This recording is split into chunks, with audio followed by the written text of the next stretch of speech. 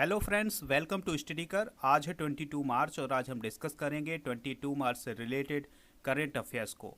यह लेक्चर आपके लिए बहुत ही इंपॉर्टेंट होगा, एंड तक बने रहें इसके साथ। एंड में आपसे एक क्वेश्चन पूछा जाएगा जिसका जवाब आपको कमेंट बॉक्स में देना है। तो फ्रेंड्स चलिए स्टार्ट करते हैं और देखते हैं पहला क्वेश्चन क्या है। तो पहला क्वेश्चन है, बीडीएल किसे एंटी टैंक गाइडेड मिसाइलें की आपूर्ति करेगा? तो आंसर इसका भारतीय सेना को। फ्रेंड्स, रक्षा मंत्रालय ने भारत डायनेमिक्स लिमिटेड, जिसे बीडीएल कहते हैं, के साथ 1188 करोड़ रुपए का समझौता किया है। इस समझौते में रक्षा मंत्रालय बीडीएल से मिसाइलें खरीदेगा। और बीडीएल की बात करते हैं तो इसका फुल फॉर्म होता है भारत डायनामिक्स लिमिटेड। इसका मुख्यालय हैदराबाद में है। और हैदराबाद कहाँ है? तेलंगाना में। इसकी राजधानी इसकी स्थापना हुई थी 1970 में और यह रक्षा मंत्रालय के अंतर्गत काम करने वाली एक संस्था है। फ्रेंड्स, भारत डायनामिक्स लिमिटेड यानी बीडीएल का कार्य क्या होता है? तो भारत डायनामिक्स लिमिटेड का कार्य होता है भारत के लिए गोला बारूद और मिसाइल बनाना। नेक्स्ट क्वेश्चन है, आरएसएस की अखिल भारतीय प्रतिनिधि सभा ने किसे सह कार्यवाहक या सामान्य सचिव चुना है? तो आंसर है इसका दत्तात्रेय होसबोले। तो फ्रेंड्स, राष्ट्रीय स्वयंसेवक संघ यानी आरएसएस की अखिल भारतीय प्रतिनिधि सभा ने दत्तात्रेय होसबोले को 3 साल के लिए सह कार्यवाहक या सामान्य सचिव चुना है। यहाँ पर बात आई है आरएसएस की। तो आरएसएस एक स्वयंसेवी संगठन है यानी स्वयंसेवक संगठन है। इसकी स्थापना 27 सितंबर 1925 को की गई थी। बात करते हैं इसके संस्थापक की। तो इसके संस्थापक हैं डॉक्टर केशव बलीराम हेडगेवार। कौन है? ध्यान से सुनिएगा एक बार फिर से, डॉक्टर केशव बलीराम हेडगेवार। इसका मुख्यालय नागपुर में है। वर्तमान में इसके सरसंघ चालक कौन है? मोहन भागवत जी। तो फ्रेंड्स, नेक्स्ट क्वेश्चन देखते हैं, राष्ट्रपति रामनाथ कोविंद 3 दिन के लिए किस राज्य के दौरे पर हैं? तो आंसर है इसका ओडिशा। तो फ्रेंड्स, इसकी पूरी डिटेल देख लेते हैं। हाल ही में रामनाथ कोविंद उड़ीसा राज्य के दौरे पर हैं और वो वहाँ राउरकेला में राष्ट्रीय प्रौद्योगिकी संस्थान, जिसे हम एनआईटी बोलते हैं, के दीक्षांत समारोह में शामिल होंगे। यहाँ पर बात आई है उड़ीसा की। तो यहाँ की राजधानी भुवनेश्वर है। वर्तमान में उड़ीसा के मुख्यमंत्री नवीन पटनायक हैं। राज्यपाल गणेशी लाल हैं। विधानसभा सीटों की संख्या की बात करें तो 147 है। राज्यसभा सीटें 10 हैं और लोकसभा सीटें 20 हैं।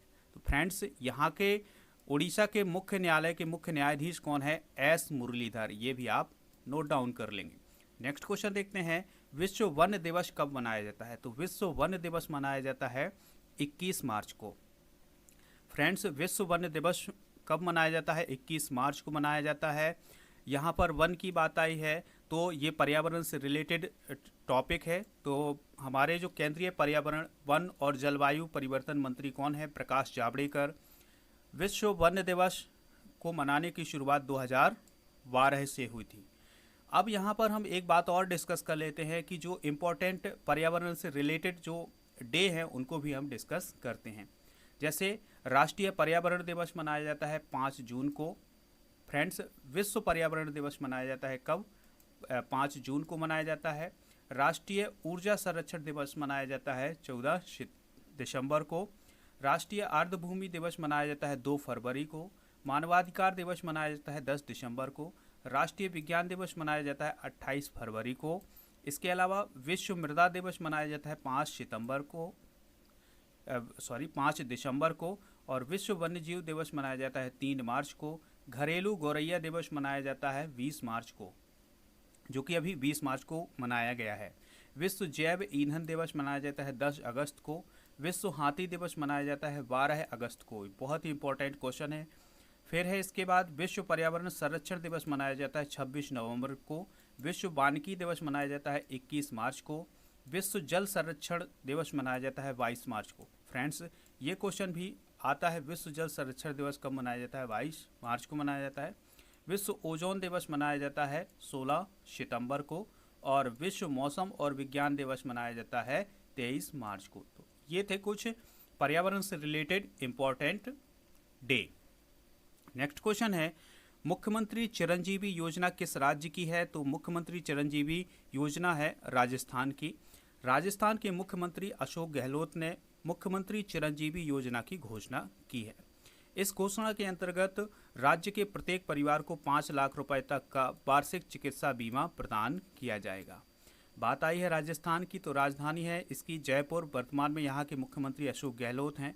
गवर्नर कलराज मिश्र हैं। विधानसभा सीटें 200 हैं, राज्यसभा सीटें 10 हैं, लोकसभा सीटें 25 हैं। फ्रेंड्स, राजस्थान की राजधानी जयपुर को भारत का पेरिस कहा जाता है। और एक बात और बहुत फेमस है, यहाँ केवलादेव राष्ट्रीय उद्यान है, जिसे यूनेस्को के द्वारा 1985 में विश्व धरोहर की सूची में शामिल किया गया था। इसके अलावा हम राजस्थान के और भी राष्ट्रीय उद्यान देख लेते हैं, जैसे रणथंभौर राष्ट्रीय उद्यान, केवलादेव घाना पक्षी विहार, सरिस्का वन्यजीव अभ्यारण्य, राष्ट्रीय मरु उद्यान और मुकुंदरा हिल्स राष्ट्रीय उद्यान। तो ये कुछ इंपॉर्टेंट राष्ट्रीय उद्यान है राजस्थान के। नेक्स्ट है, सही दिशा अभियान किस संस्था के द्वारा संचालित किया जा रहा है? तो आंसर इसका UNDP के द्वारा। फ्रेंड्स, इसकी पूरी जानकारी देख लेते हैं। संयुक्त राष्ट्र विकास कार्यक्रम यानी यूनाइटेड नेशन डेवलपमेंट प्रोग्राम के द्वारा भारत में ग्रामीण क्षेत्र की महिलाओं की आजीविका और उद्यमिता से संबंधित मुद्दों को संबोधित करने के लिए सही दिशा अभियान शुरू किया गया है। बात करते हैं UNDP की, तो यह एक संयुक्त राष्ट्र संघ का वैश्विक विकास कार्यक्रम है। इसका काम होता है गरीबी कम करने के प्रयास करना और प्रजातांत्रिक प्रशासन को प्रोत्साहित करने का काम करता है ये UNDP। यहाँ पर हम कुछ और अंतर्राष्ट्रीय संगठनों के मुख्यालयों की बात करेंगे, जैसे संयुक्त राष्ट्र संघ का मुख्यालय कहाँ है? न्यूयॉर्क में है। विश्व स्वास्थ्य संगठन का मुख्यालय जिनेवा में है। अंतर्राष्ट्रीय श्रम संगठन का मुख्यालय जिनेवा में है। विश्व व्यापार संगठन का मुख्यालय भी जिनेवा में है। इसके अलावा अंतर्राष्ट्रीय मुद्रा कोष, जिसे IMF बोला जाता है, इसका मुख्यालय वाशिंगटन में है। विश्व बैंक का मुख्यालय भी वाशिंगटन में है। अंतर्राष्ट्रीय न्यायालय हैग में है। खाद्य एवं कृषि संगठन, जिसे IFO बोला जाता है, तो इसका मुख्यालय कहाँ है? रोम में है। और संयुक्त राष्ट्र विकास कार्यक्रम यानी UNDP का मुख्यालय कहाँ है? न्यूयॉर्क सिटी में है। तो फ्रेंड्स, अब हम देखते हैं नेक्स्ट क्वेश्चन। मूडीज ने 2021 में भारत की GDP की वृद्धि दर कितना प्रतिशत रहने का अनुमान लगाया है? तो आंसर इसका 12%। फ्रेंड्स, मूडीज एक रेटिंग कंपनी है जिसने भारत की जो GDP है उसको 2021 में 12% की वृद्धि उसमें बताई है। यहाँ पर हम विश्व की कुछ इम्पोर्टेंट रेटिंग कंपनियों की बात करते हैं, तो जो रेटिंग देने का काम करती हैं, जैसे मूडीज इन्वेस्टर सर्विस जो US की है, क्रिसिल लिमिटेड जो कि इंडिया की है, फिंच रेटिंग्स जो है US की है, चाइना क्रेडिट इंफॉर्मेशन सर्विस जो है ये चाइना की है, और स्टैंडर्ड्स एंड पुअर्स ये भी US की रेटिंग कंपनी है। तो यहाँ से भी क्वेश्चन पूछे जा सकते हैं, जैसे इंडिया की रेटिंग कंपनी क्या है? क्रिसिल लिमिटेड जो है वो इंडिया की रेटिंग कंपनी है।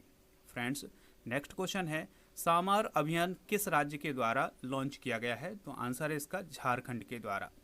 फ्रेंड्स, इस अभियान के तहत यानी सामार अभियान के तहत क्या काम किया जाएगा कि जो झारखंड की एनीमिया से पीड़ित महिलाएं हैं और कुपोषित बच्चे हैं उनकी पहचान की जाएगी।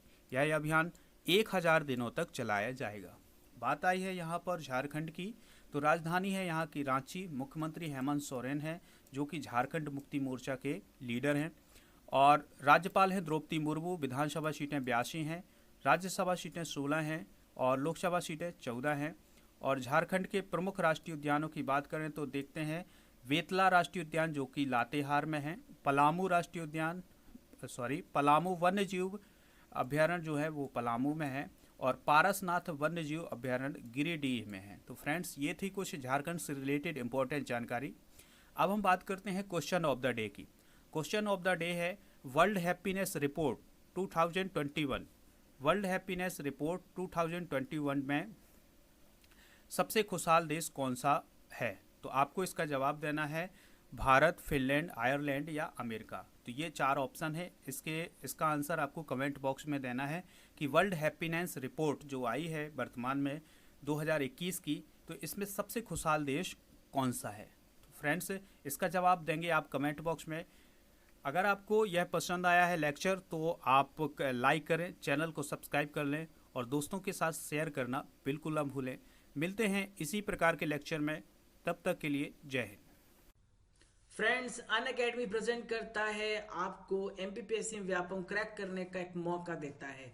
फ्रेंड्स, इंडिया का लार्जेस्ट लर्निंग प्लेटफॉर्म है अनअकैडमी। सब्सक्राइब कीजिए अनअकैडमी को। यहाँ पर आपको मिलेगा फ्री टेस्ट सीरीज और साथ ही साथ अनअकैडमी प्रेजेंट करता है चैंपियनशिप एमपीपीएससी प्रीलिम्स 2020।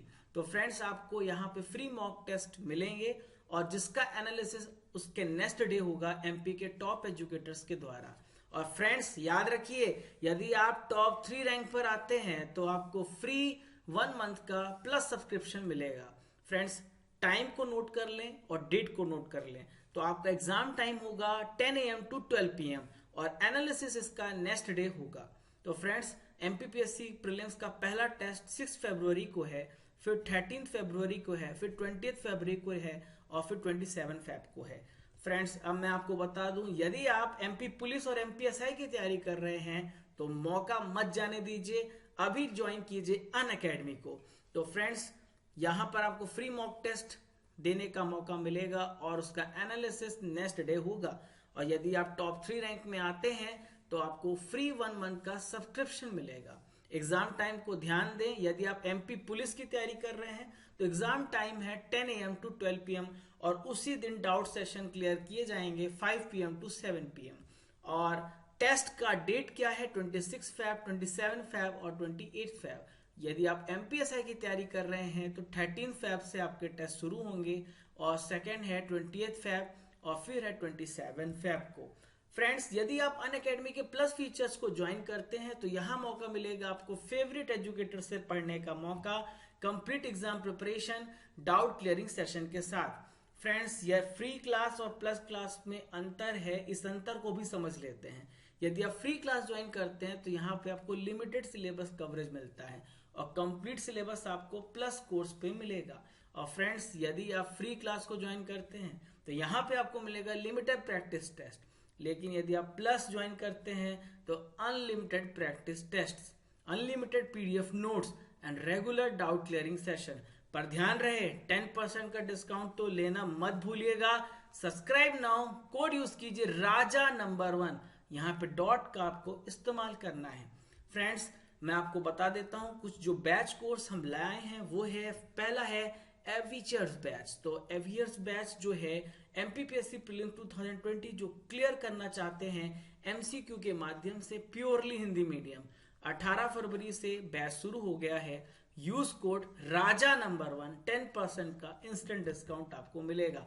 यदि आप इंग्लिश मीडियम का बैच ज्वाइन करना चाहते हैं तो 18 फरवरी से यह बैच शुरू हुआ है और राजा नंबर 1 कोड यूज करके एमपी के टॉप फैकल्टी से पढ़ने का मौका पा सकते हैं। यदि आपका ड्रीम है एमपीपीएससी 2022 में क्लियर करने का तो आप ज्वाइन कीजिए फाउंडेशन बैच जो 10 मंथ्स का बैच होगा। स्टार्ट हो रहा है 19 फरवरी से और कोड यूज कीजिए राजा नंबर 1। तो फ्रेंड्स, मौका हाथ से जाने मत दीजिए क्योंकि हम अपने डिस्काउंट को कम करने वाले हैं। अभी आपको डिस्काउंट 10% से अगले महीने 5% डिस्काउंट मिलेगा। तो ये मौका हाथ से ना जाने पाए क्योंकि हम 1 मार्च 2021 से अपने डिस्काउंट को कम कर रहे हैं।